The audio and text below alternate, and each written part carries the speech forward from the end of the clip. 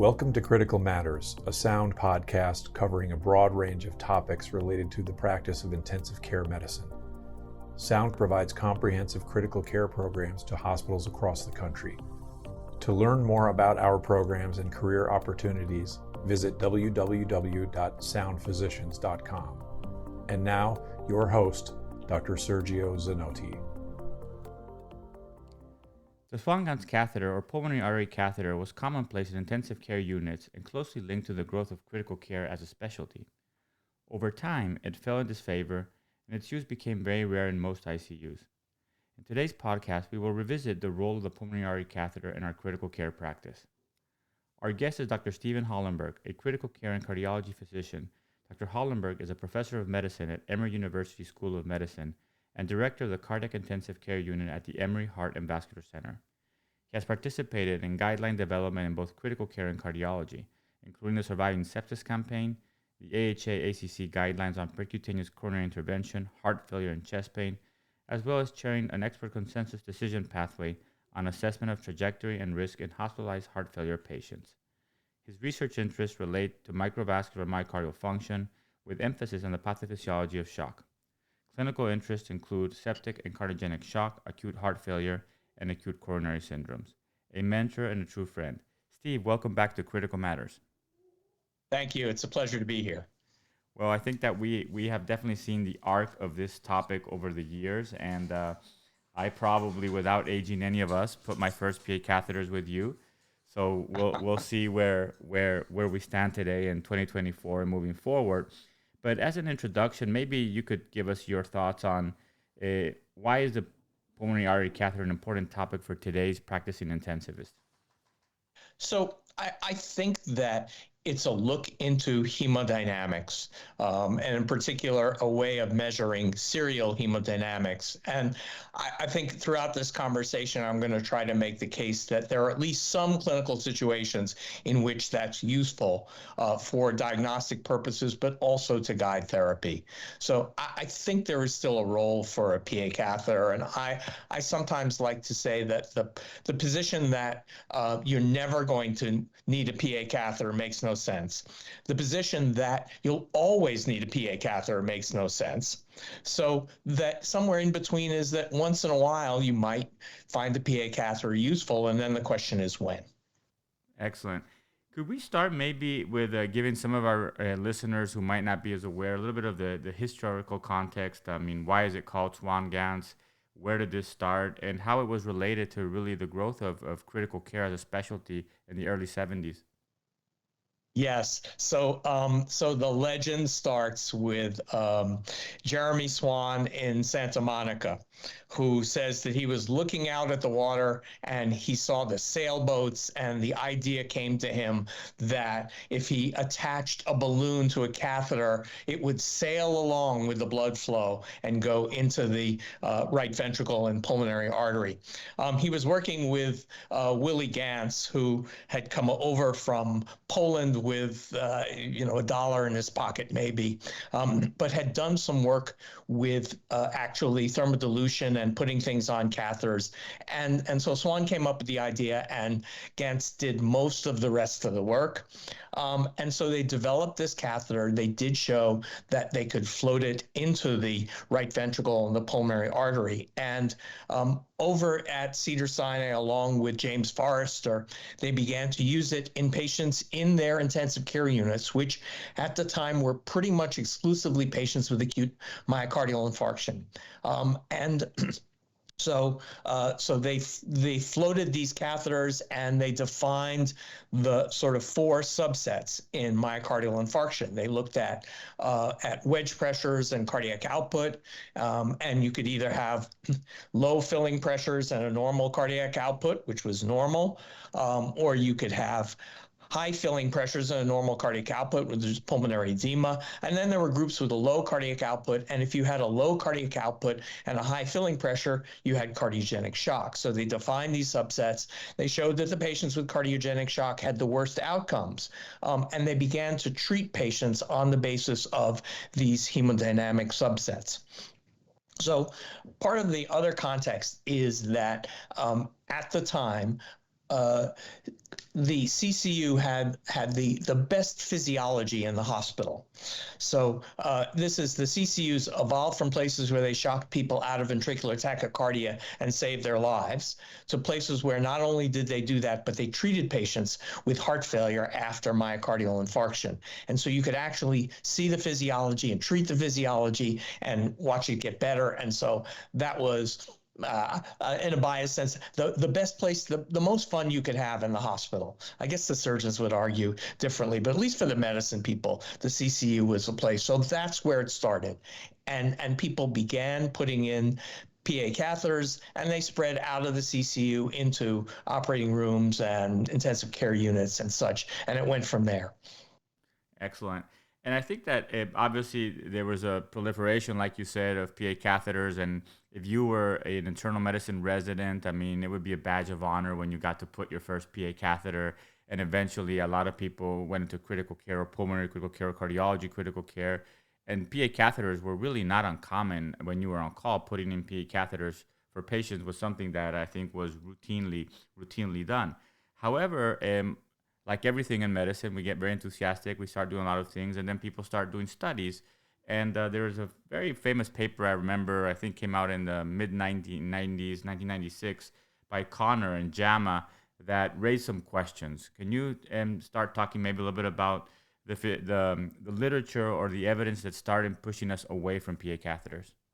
Yeah, so Albert Connors, who turned out to be a cardiologist, did something called the support trial, which I believe was about psychosocial aspects as well. But in any case, they looked at patients with and without a PA catheter, and they did something which was, as far as I know, more or less unknown in the literature at the time, called propensity matching.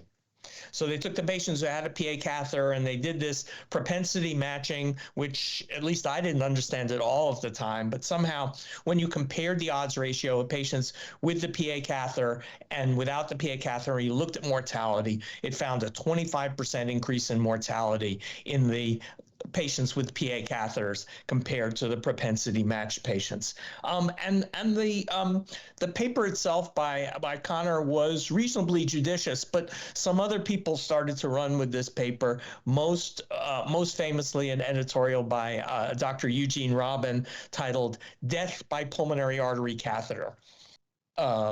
And there were calls for banning the use of PA catheters by some very prominent people, and that sort of started an era of skepticism about the PA catheter. And then people said, well, maybe we should put this to randomized controlled trials. So there were randomized controlled trials of, and importantly, routine use of PA catheters.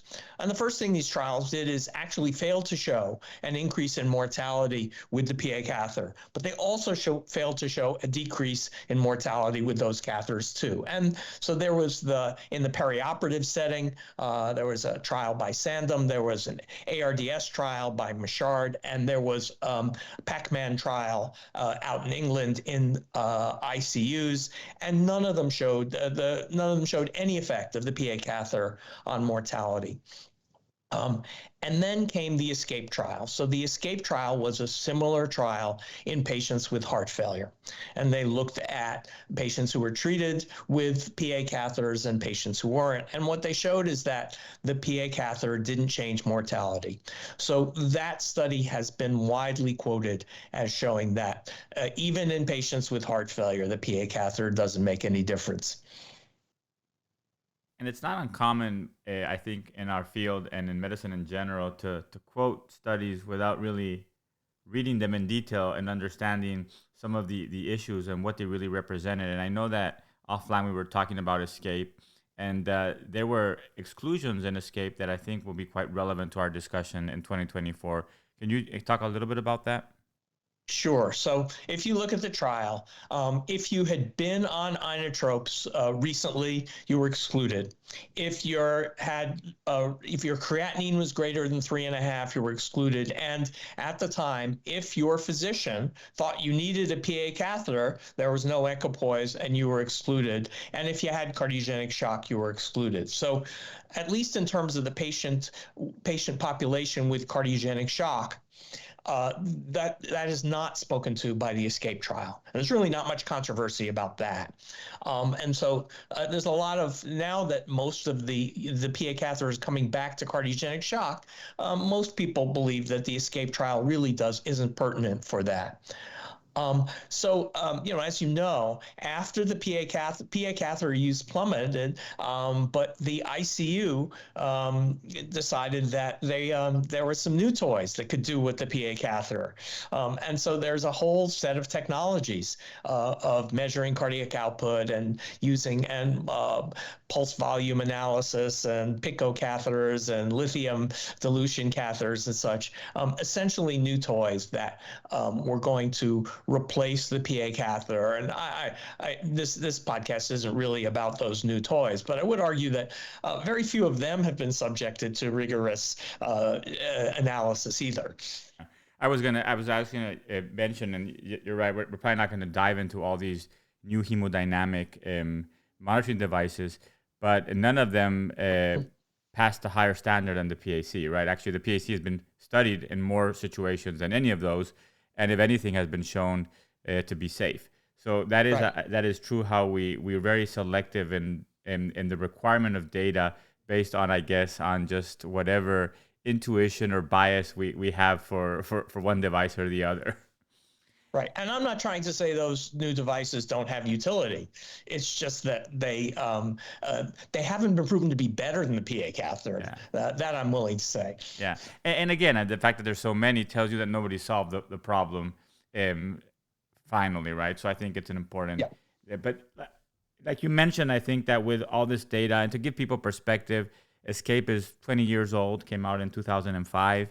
So over that span, the use of PA catheters, based on the literature, based on interpretation of the literature, and based on the fact that there was a proliferation and a push for so many other hemodynamic devices, some of them billed as non-invasive or less invasive, although a lot of them required, similar levels of invasiveness, right? The reality is that residents and fellows stopped putting PA catheters, right? And it's almost like it slowly became a skill that was more rare in very specialized units, I would say, and even in areas where it would still be utilized, was utilized less and less. So before we talk, and I should say that the cardiologists have been doing right heart catheterizations in the cath lab for a long time, and they're still doing that. So it's not like the cardiology world has gone back on right heart catheterization, but cardiologists in the cath lab may or may not be comfortable with the idea of internal jugular access and floating a leave-in Swan catheter in through a neckline. So it's somewhat interesting, but the cardiology world hasn't quite given up on right heart catheterization. It's just that the ICUs stopped doing them. And it's also very interesting just from the perspective of if you're not a cardiologist or not interventional cardiologist, if you say right heart catheterization in the cath lab, that the mental model of that is much more complex than putting a PA catheter at the bedside in the ICU. But essentially, you're measuring the same things, right? Yeah, although often you're doing them in the cath lab, you're often doing them from the leg. Okay, and on the fluoro. So that's commonly an in-out PA catheter. Yeah. If you want the cath lab to do a leave-in PA catheter, you're asking them to go away from the leg and go to the neck. And they know where the neck veins are. They can do this, but it takes them a little bit longer. And I remember once in a while we had to put a PA catheter through the leg in the ICU, and that was really just an endeavor of hope. Right. And if you got lucky, it got in. And if you didn't get lucky, there's nothing you could do. That's about right. And every once in a while, you can go to the cath lab, put a wire in the catheter and do it under fluoro. But, that's a road trip and all that. Awesome. So let's talk about so first, I guess I'll throw a piece of trivia that I found out as I was preparing for this podcast. The original intent was to call it Revenge of the PAC, kind of thinking of my Star Wars original trilogy.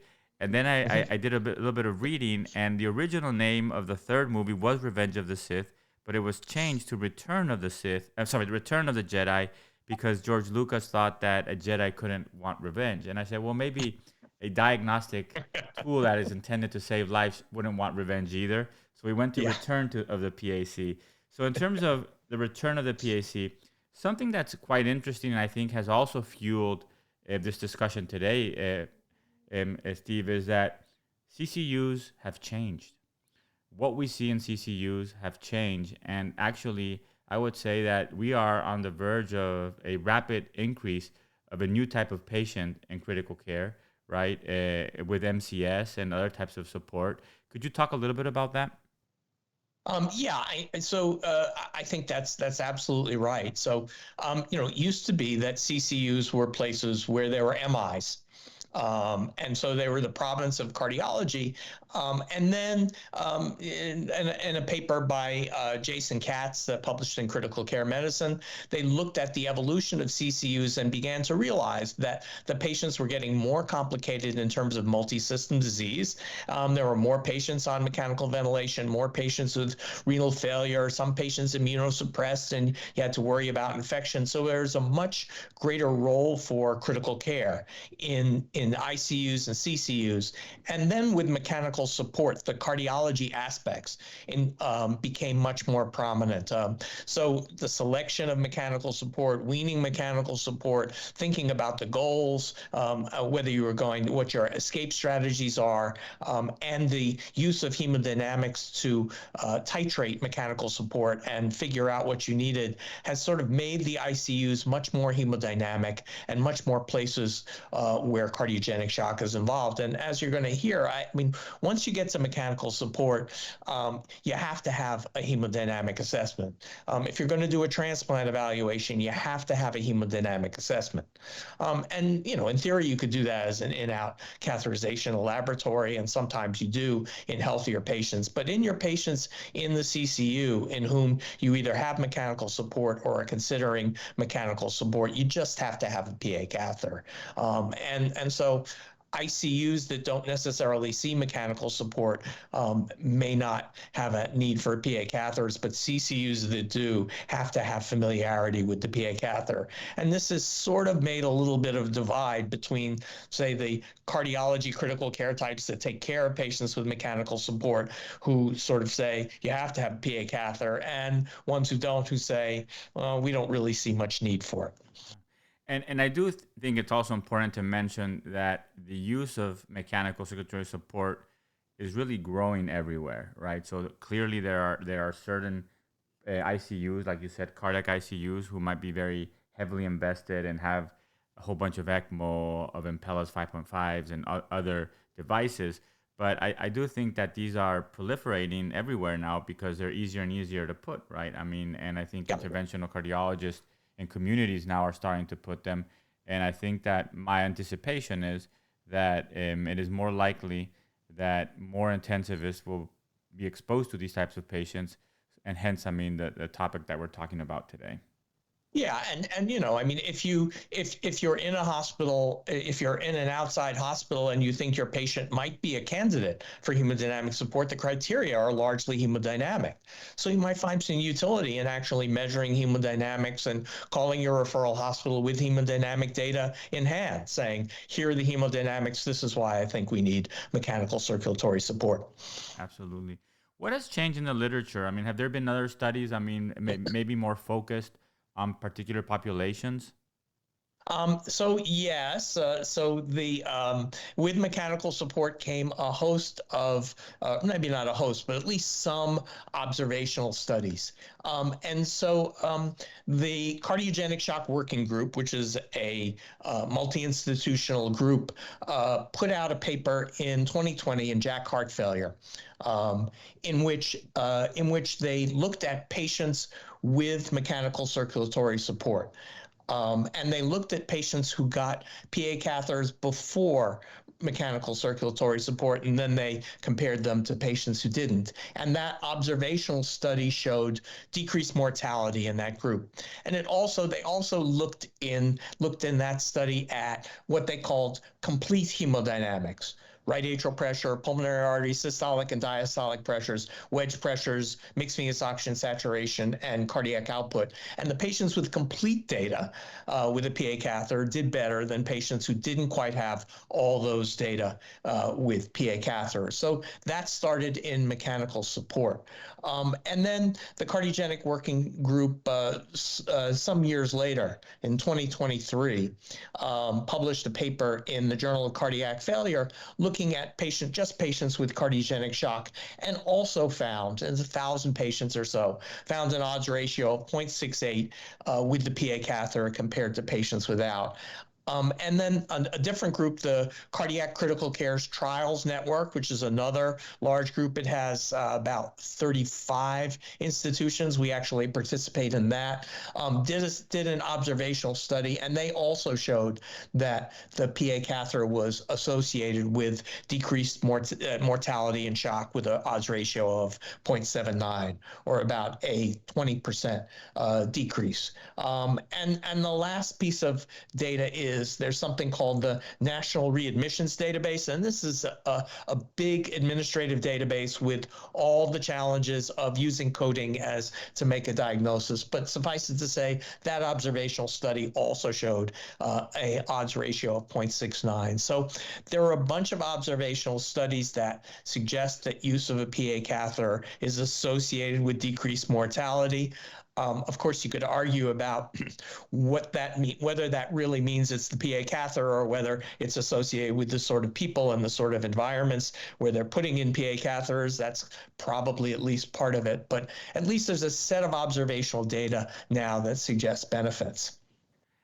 And I think that, like you mentioned, I mean, is it cause or correlation with something else? But I think that the point there would be that the familiarity with managing and utilizing the hemodynamic data that the PA catheter provides probably improves the team caring for that patient in other ways, right? So one way or the other, it would seem that now when we're going to more of a focused approach, which I think is always the key in medicine, right, is choosing the right patient. I mean, same argument we could have with TPA for pulmonary embolism, for ECMO, for ARDS, right? It's about patient selection.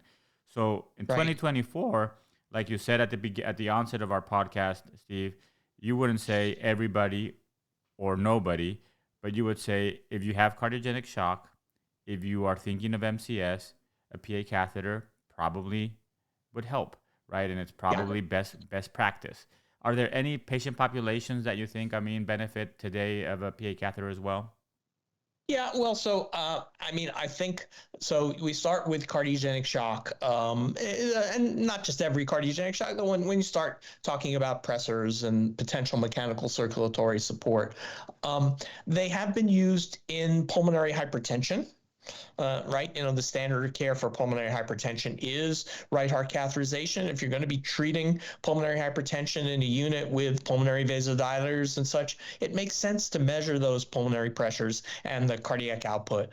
So that's a population. And the other use that I think a lot of us have done in the past, and maybe the critical care people have gotten away, but if you have uncertain hemodynamic status, and you aren't responding to empiric therapy. So if your patient is getting better, you're giving some therapy and they're getting better, fine. But if the patient isn't getting better and you don't really know what their hemodynamics are, then measuring hemodynamics makes a certain amount of sense. And there are those of us who will at least consider a PA catheter and have experience of sometimes being surprised. Wow, the pressures are really much lower than I thought they were. Or alternatively, the cardiac output is different or something like that. So I think that's still a population, and sort of a subset of that is the concept of the in-out swan in somebody who has renal failure. You don't know whether they're wet or dry. You really don't. You can't figure it out. You put in a PA catheter and settle the issue, and then you just take it out. Because now you know, and now you know what to do. You don't necessarily need to leave that catheter in, but it is a reasonable diagnostic procedure in that setting, at least in my opinion. And I think you get the other thing to say is I think you get some data from PA catheter that you can't get from other things. So you could argue about the hemodynamics and the ability to obtain hemodynamic parameters with a good echo, with a Doppler, et cetera, et cetera. But I think the mixed venous oxygen saturation is something that you have to measure. I personally think a mixed venous oxygen saturation, that is from the right ventricle or pulmonary artery, is better than a central venous oxygen saturation, but that's my opinion. But that's an index of the adequacy of cardiac output. Cardiac output is just a number, but if you take that along with the mixed venous oxygen saturation, you can get a sense of the adequacy of cardiac output. And I think that's something that you don't get with other techniques. Excellent.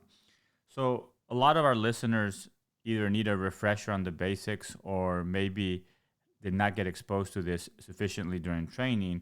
And as we said, we're seeing in more and more environments that all of a sudden we're asking, what we put a PA catheter, and I've heard intensivists say, well, I haven't put one in X amount of years, or I haven't put one in training. I mean, and I think that obviously that depends the pattern of your practice and types of patients, but it is a growing, I think, trend.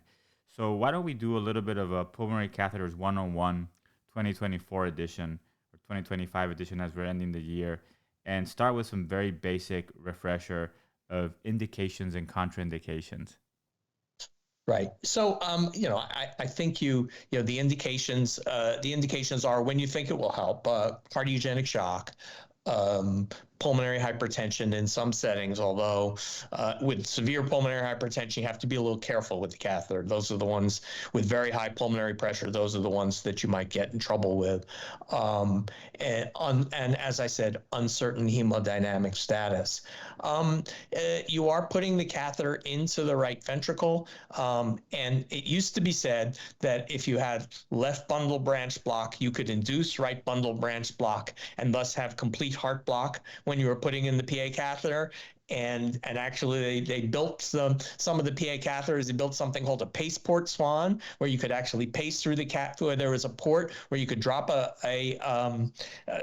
pacing wire through the port, and then there were pacing swans where the pacer was actually on the Swan-Ganz catheter. I have to say, I've put in a lot of PA catheters, including in patients with left bundle branch block, and I have not induced complete heart block. And if you do, you just pull the catheter out. So that's probably not a contraindication. I think that the patients to be careful about are people with other sorts of lines, people with a bunch of complicated pacemaker leads. You ought to at least think twice about trying to do this blind, because if you wrap a PA catheter around an indwelling catheter, you have to make an embarrassing call to your interventional radiologist to help you out. So you can do it, but you at least in that setting, you at least ought to think about whether that might best be done under fluoroscopic guidance rather than blind at the bedside. Could you tell us a little bit, Steve, of some placement techniques, maybe some pearls and pitfalls to avoid, and maybe some troubleshooting tips?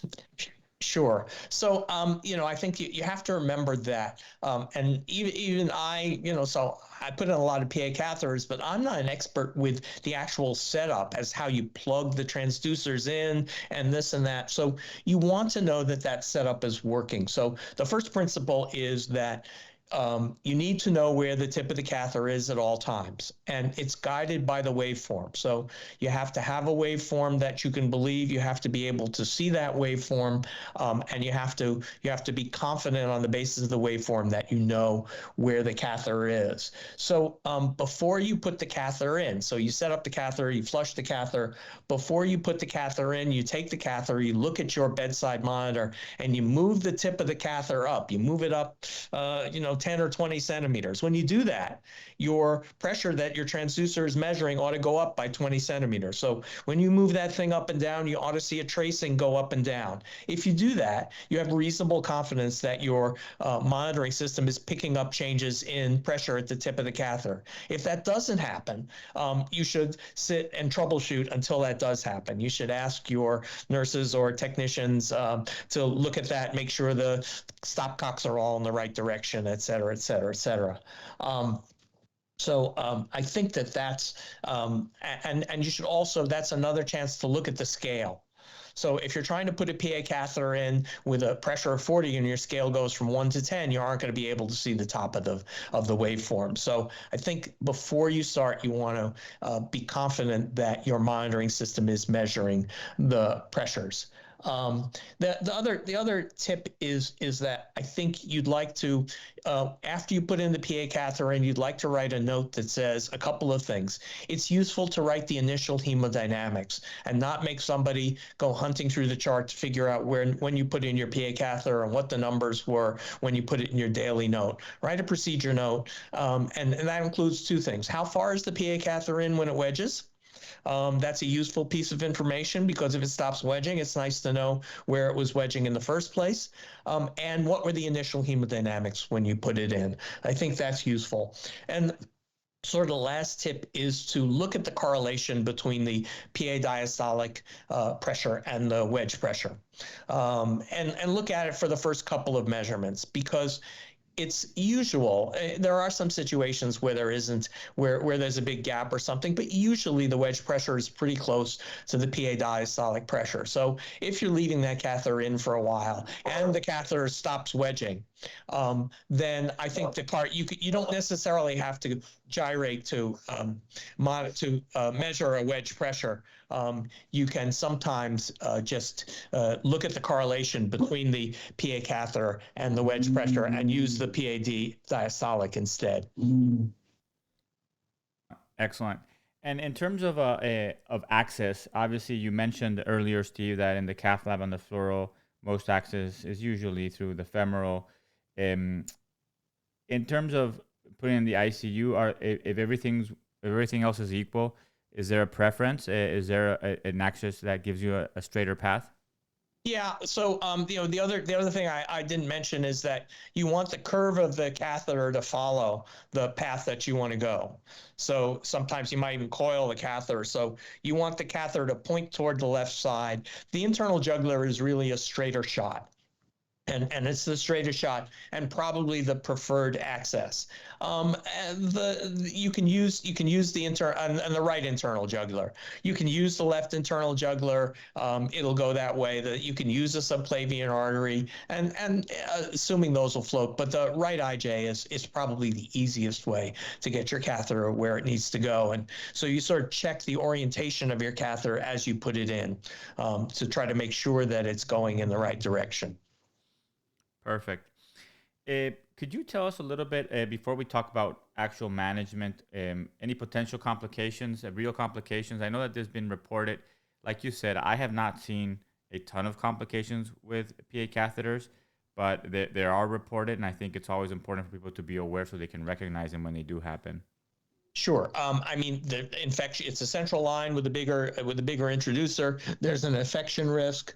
You can get arrhythmias, not so much heart block, but when you bang around the right ventricle, you can have ventricular tachyarrhythmias. Occasionally, you'll put somebody in atrial fibrillation, although that's not very common. The real worry is pulmonary artery rupture and a PA bleed, and that happens. That's why you want to check the position of the catheter. You don't want it to be too far out. You want to make sure that after you blow up the catheter, the balloon to wedge the catheter, when the balloon goes down, that the tracing changes to a PA catheter tracing, because you don't want it in permanent wedge. That's when the trouble happens. As I mentioned, people with pulmonary hypertension are at somewhat higher risk, and you might actually decide that maybe you don't really need to wedge the catheter often in those patients. I should mention that you put the catheter in, it's room temperature. And when it sits in the body, it then goes to body temperature, it softens up. So in general, the PA catheter might migrate out a little further from where you put it in.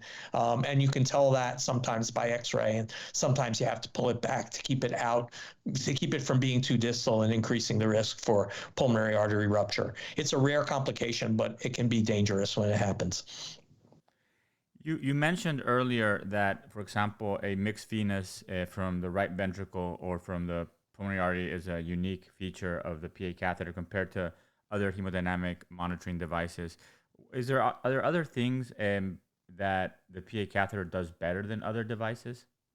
Well, I think, at least in my world, I mean, so you can get those data. One of the things that the PA catheter it naturally does is allow you to do serial hemodynamic measurements.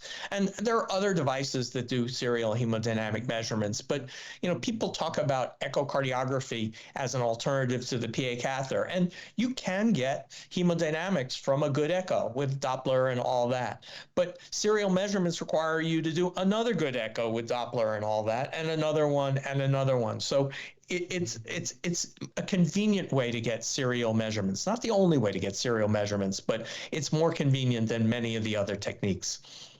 Perfect. How do you use PA catheter data, the hemodynamics in your actual management of patients?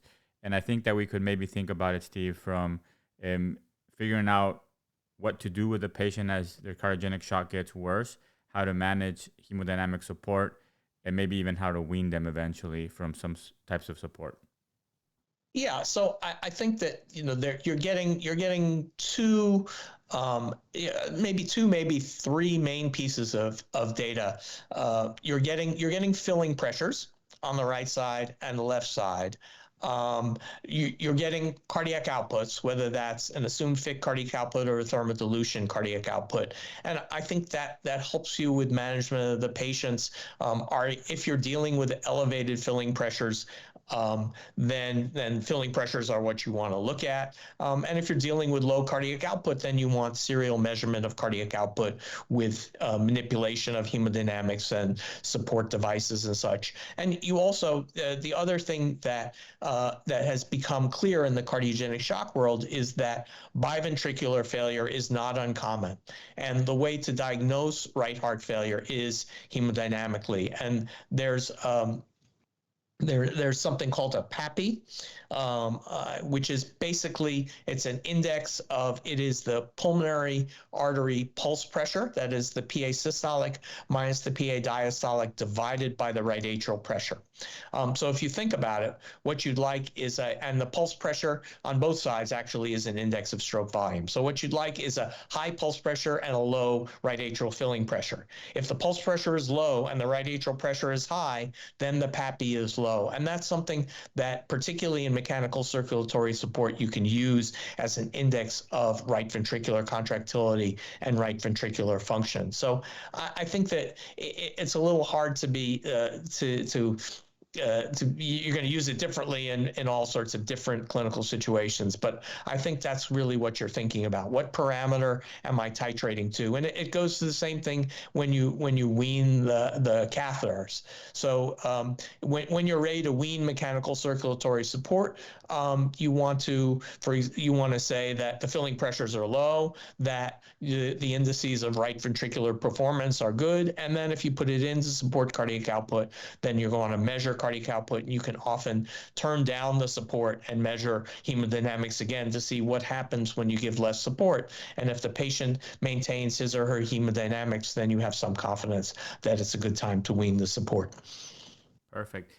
So I think as a general principle, probably like you mentioned, is the serial measurement in response to therapies and the changes to that therapy is what really helps us. I think that many years ago, residents would have this conception that a high wedge equals pulmonary edema, and that was really kind of a summary of what the PA catheter gave you. But really, what we're looking today is new measurements like the PAC, trying to see what the response is on that wedge pressure, filling pressures, but also on the cardiac output to the things that we're implementing over time.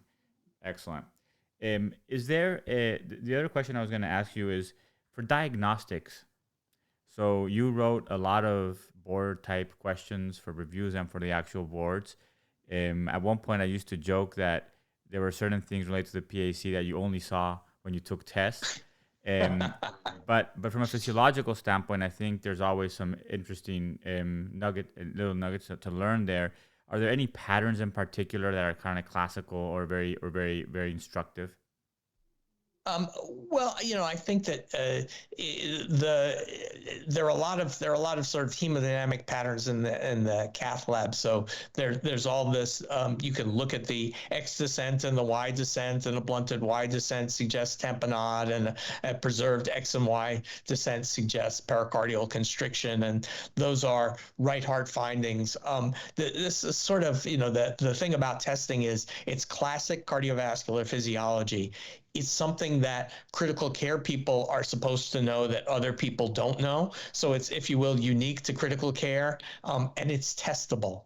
And the other thing that you want to think about is it depends a little bit. You want to know when to measure the PA catheter. So you really want to measure it at end expiration, when there's essentially when the pressures equilibrate between the left atrium and the pulmonary capillary, the wedge, the pulmonary artery, and there's no flow at end expiration. So there's classically the question of when should you measure the wedge, and of course the respiratory pattern changes whether you're in spontaneous ventilation or whether you're on a ventilator, but you do want to go to end expiration to measure the pressures. So those are sorts of things that are kind of testable, and then the waveforms and whether the catheter has too much whip, whether the catheter is appropriately transduced, and whether it has too much whip is sort of one of these cute questions that people ask. Even I can't remember how to do it. But there are a bunch of questions. I will say that some of those questions have been left over from when Dr. Perillo was writing questions, and they still perform well on the test. That is, they discriminate the people who are passing from the people who are not passing. And so I don't take the blame for all the PA catheter questions. Fair. Awesome. So as we move forward, looking ahead, are there any upcoming trials or new technology that might be associated with PA catheters that you're excited about? Well, so there is a trial ongoing called the PAC trial. Pulmonary artery and critical care, something like that. But that's a trial looking at the PA catheter and cardiogenic shock, and it randomizes people between early PA catheter placement, that is less than 6 hours, versus delayed PA catheter placement, that is either no PA catheter at all or delayed past 48 hours. And you have to have cardiogenic shock, low ejection fraction, elevated lactate, hypotension or vasopressors, or clinical evidence of heart failure, or mechanical support with a balloon pump. So mechanical support with other devices is excluded. It's an adaptive trial. That is, they're looking for outcomes, and it will be somewhere in between 200 and 800 patients, and the primary outcome is in-hospital mortality. So that trial is ongoing. You can imagine that may not be the easiest trial to recruit for, so we'll see how long it takes, but there is a randomized trial of PA catheterization ongoing. And I think everybody is looking forward to those results, although one wonders exactly how many minds that's going to change no matter which way it turns out. Because I've already said you have to have a PA catheter for mechanical circulatory support no matter what. But nonetheless, I think randomized data is always good, and we're looking forward to the results of that trial. Perfect. As we close, I always like to say that the main goal of education is not knowledge but action, and part of the discussion today was to help colleagues who are all of a sudden faced with, perhaps there's patients in my practice in whom a PAC, a pulmonary catheter, would be very helpful, and there's evidence to support that, as opposed to where some people were for many years, is that we don't use those things anymore. So any recommendations for critical care clinicians at the bedside to develop or regain that expertise with PACs? Yeah, I think that, if you're going to put in a PA catheter, you don't want to put it in once a year in a very sick patient. You if only for your entire operation of the unit, your nursing staff, your technical staff, your trainees, everybody, you want to have your unit as a whole to have some familiarity with PA catheters, which I think means that you're going to have to put some of them in. So I think in virtually all, except for mechanical mechanical circulatory support. But in any individual case, you can make an argument that you can get away without a pulmonary artery catheter. It's not like there's somebody who absolutely has to have a pulmonary artery catheter, but I do think they're helpful, and I think it's worthwhile to sort of dip your toe in the water, try to find a patient in whom you might get some data with a pulmonary artery catheter, and put a couple in. Make sure you have a chat with your nurses. Say you're going to want to do it. Get used to the protocol and how to do it, and then do it. And you might want to start just putting them in. And this isn't the only place to start, but you could essentially say, if you have a patient with renal failure and you don't know whether they're wet or dry, there are other ways to do this. And but the usual, if you're not putting a PA catheter, the usual technique is to give a bunch of fluid, and if that doesn't work, give a bunch of diuretics. So you might argue that it may actually have lower morbidity to measure filling pressures and then decide whether what you need is fluids or diuretics. So that might be one situation in which you don't necessarily need a PA catheter, but you could imagine that it might be useful. And those patients tend to be relatively stable. So that might be one place to start. And the other thing is that you can get some help. Call your interventional cardiologist and say, look, I want to do this at the bedside. Would you mind coming and talking me through it? I think that would be a good way to start. Excellent. So you've been on the podcast before, Steve, and we like to close with a couple questions unrelated to the clinical topic. Last time we spoke about books, but are there any books that you've read since we last spoke that really impressed you? So there's one book that I like and I really like to recommend. I don't know if you've read it. It's a book called I Contain Multitudes. It's by a guy named Ed Young, who's a science writer for The Atlantic magazine. And it's about the microflora. It's about bacteria and the microbiota. And as you probably know, we have more bacterial DNA in our bodies than human DNA. And it talks about not only our microbiota, but the way that microbiota finds ecologic niches and the way in which those niches work, often in synergistic fashions, and help not only a host for the microbiota, but help the host organism in a number of ways. And you could argue that our microbiota do that for us. It's an ongoing area of investigation. So I think it's a really fascinating book. So I have not. The only multitudes I read about was in Leaves of Grass. So I would definitely will read this book. Sounds very interesting, and I think it's always one of those things that I tell people is reading about things that you have no expertise over or that doesn't come in your daily work is usually very enlightening and opens your mind to new ideas. So yeah, definitely. What I did want to ask you though is I used to ask if you were stuck on an island, but now I've added or isolated with a new pandemic, would there be any one or two musical albums? And I'm old school vinyl, so I say albums, although I hear CDs are also making a comeback these days that you would want to have with you. Yeah, so I thought about this. I think I might go with Miles Davis, Kind of Blue. It's a, as you know, it's a classic jazz album, but it's one of those albums that you hear a different thing every time you listen, and you recognize a little more of the genius every time you listen. It's really a great album, and I think I could spend a while listening to that one too. And then maybe a classical album. My favorite classical piece is actually the Brahms Requiem. Perfect. And we'll add links to all these in the show notes.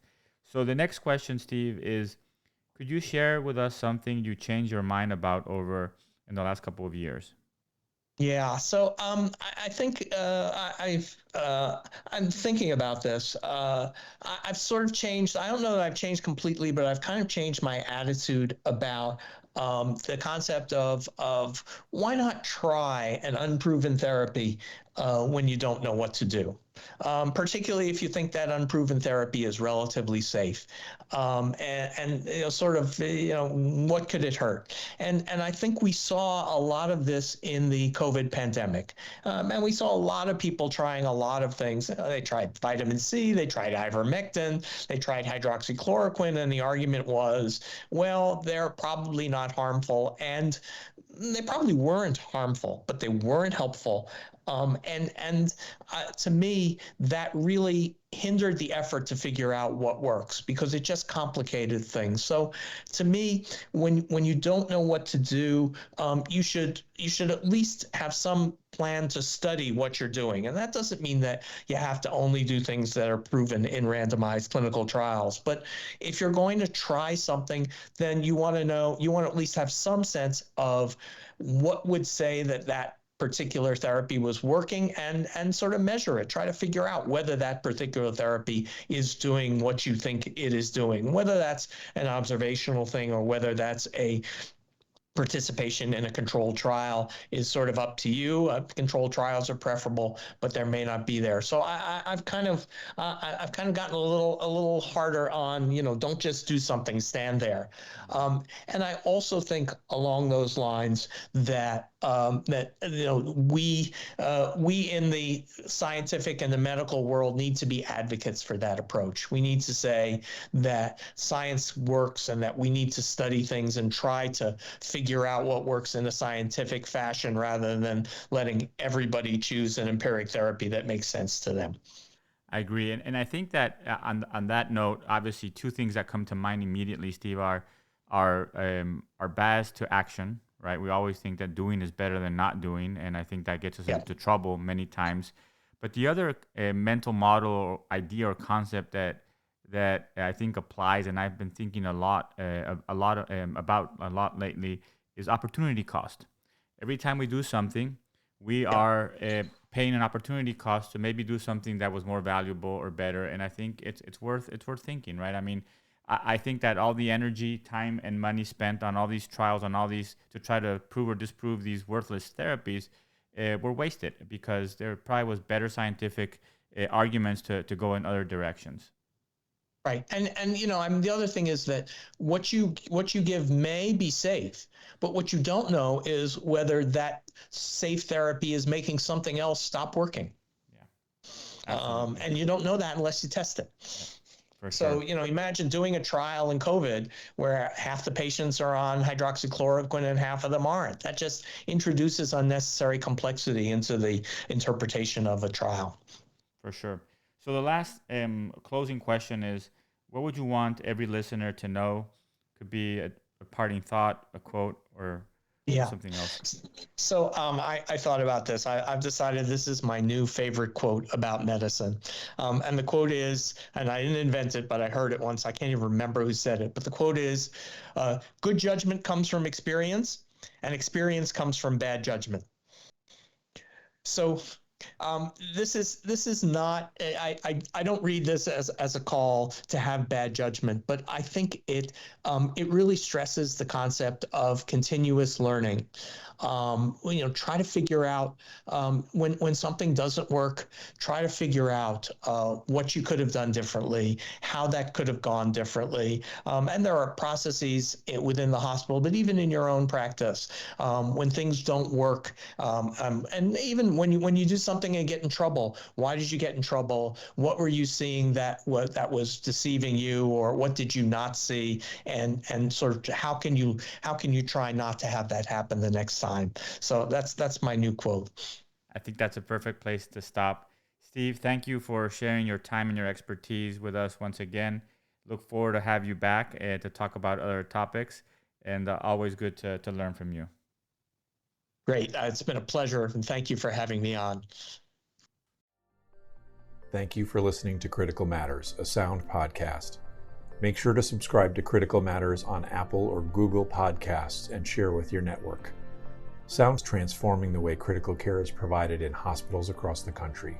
To learn more, visit www.soundphysicians.com.